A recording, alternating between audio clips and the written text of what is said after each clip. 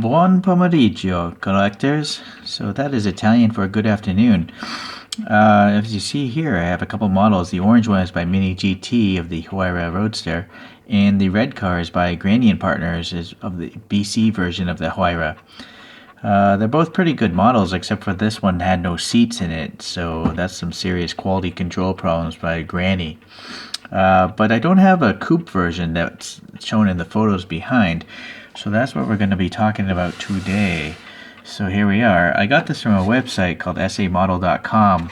They're known as Small Ants Model or Small Ants Toy and Model or something like that, if you want to search them out. And this came in the mail, and I think that these guys actually pre-opened these and add this extra layer of plastic wrap here, which makes it really difficult to pull out of the box actually. So actually I'm going to have to open up this side and push it through. Okay, so the box itself seems to have nothing but the Pagani logo, no barcode, so I don't think it's licensed product at all. Okay, I kind of like this plastic wrap. It keeps the case from being totally messed up. And let's see here, let me cut this thing. While I'm doing this, a couple stats on this Huayra. The first Huayra came out in 2012 and was sold up until 2018. And they only sold 100 of them because the engines, I guess, were supplied by Mercedes-AMG, and that's all they would give them. The engine is a 6-liter twin turbocharged V12, and it makes around 720 horsepower, which would give you 1.66 Gs of lateral acceleration, according to the internet. And it would get this car up to 238 miles per hour and 0 to 60 in 2.8 seconds, so that's pretty fast, of course. So we've got a decent looking base here. I kind of like that the top half had these tongue and grooves, so you can't possibly drop it when you just lift the top part. Let's alright, cool. The mirrors are the mirrors are rubber like Mini GT, so I'm pretty confident that I can take it off the base and not damage it. So I'm gonna go ahead and do that. Another great thing about this car that I never knew about is it has some serious active aerodynamics. Beyond the fact that it can change its ride height, it has these 4 flaps on it that allow it to do a bunch of stuff. So here are the 2 rear flaps, and here are the 2 front flaps. When it's braking, the rear flaps will pop up and act as an air brake. But I think what's really cool is the front flaps will lift up in corners. So whatever turn you're taking, if you're taking a right turn, for instance, you know, the inside of the car wants to lift off as it's taking a right. So what they'll do is they'll raise this flap to create downforce and try to keep this tire down on the ground. So I think that's pretty cool. Okay, well, let's get into the model now, because that's really all I have for the statistics behind the car. Oh boy, I am noticing this nice pearl white paint has a little contaminant in it, so that's too bad. Okay, so the wheels do look nice though. I mean, they look pretty accurate to the photo behind here. This little vent here, I also learned, creates a low pressure zone from the wheel well air pressure, so it helps result in more downforce as well. This two-tone paint is kind of cool. It does match the photo of the car. Okay, so as I mentioned, the rubber mirrors are a great touch. Really, every diecast company should have rubber mirrors. The hard plastic is passé. And then there's silver paint on them as well, so that's nice. There's some black molding here on the windows, looks pretty good. Boy, I don't know. This panel line is really tight. The door one's a little bit wide for some reason. I'm not sure. Okay. Well, anyways, there's no brake calipers because the rotor is part of the wheel itself. I guess it's better than having no rotor, so gotta go with that. Okay, I'm gonna go around to the back this time. So the lights are painted pretty nice. The silver dots on the 6 tail lights there, and then we have the signature quad exhausts. Although it would have been nice to have some silver paint there. I mean, they are kind of reflective on the real car. There's a nice texture here in the grille. This honeycomb texture, and then the texture here in the bumper, which I assume is supposed to mimic carbon fiber printing of the name, and the printing again there. And then there's a little red here for what I assume must be like a reflector. Okay, so going to the top, we got a pretty good breakup here between the black and the white. So that's pretty well done. There's no like overrun or splotchiness, so that's nice. It is a nice silver paint. Not silver, it is a nice pearl white paint. It's nice, I like it. Okay. What about this side? Any issues? There's a little depression here for the, I guess, I'm not sure what that would be.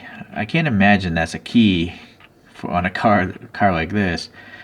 Maybe it's a button to open the door. But anyways, here's a handle for your hand to get in there. And then what is this? I don't know, maybe a fuel filler cap? Not sure. Okay, so the wheels again, they look pretty good on this side as well. The tires are pretty good. They're not totally flat. There's a little curvature. Well, I don't know, the back one might be flat, but the front one looks better. It's got curvature to this sidewall. Okay, let's go to the front. We got some texture here, a little Huayra there on that little plate, I guess. So that's pretty good. And then the headlights, yeah, the silver dots are painted well enough. They're not so bad. Okay, so that looks good.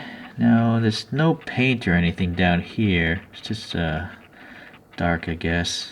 It would have been nice to have some black down there, I think. Okay, now here we have what's supposed to be the Pagani text, but is it legible? No, it's not legible, but it's a good attempt to at least pretend like there's text there. Okay, but the three-dimensional windshield wiper is nice, and it's painted black, as well as the rest of the blackout on the window here, so that's good. Now the interior is looking pretty nice, actually, because you have multiple colors. And the molding itself looks nice, but then you have the silver on these HVAC outlets, and then the little console there, and then you got red on the seats, so that's pretty good. And engine detail, yeah, look at that. There's some silver down there in the engine, so pretty nice. Let me pull up the flashlight and see if we can see even more. Like, is there gauges on the dashboard on the instrument cluster? I don't see any. It's just all silver. So, and then there's nothing printed on the steering wheel itself, but it is silver in black, so that's good. The rim is black, the hub is silver. The engine, yeah, I guess it's alright. Okay. Well, yeah, not a bad interior at all. I like the two-tone seats. You know, the sides of the seats are black, but the middle is this nice red. So that's pretty good. And what about the bottom? Okay, that's it. Pretty plain. Okay, I'm not too critical about the bottom of a car. Slicks.